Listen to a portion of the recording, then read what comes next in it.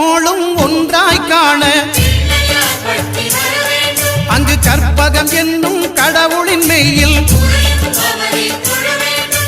9 கோளும் ஒன்றாய் காண அங்கு கற்பகம் என்னும் கடவுளின் மெய்யில்